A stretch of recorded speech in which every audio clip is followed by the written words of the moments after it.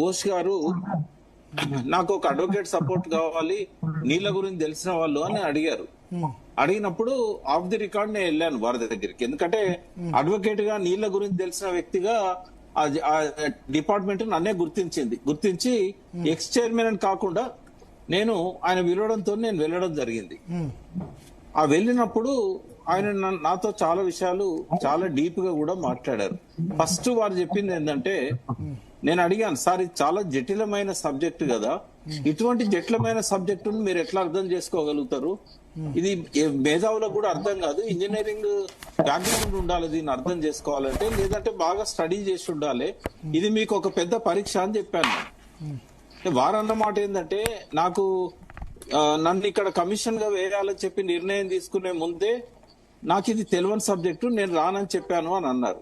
మళ్ళీ ప్రధానమంత్రి గారితో ఒత్తిడి తేవడం వల్ల నేను రావాల్సి వచ్చింది అని చెప్పారు. అంటే ఇక్కడ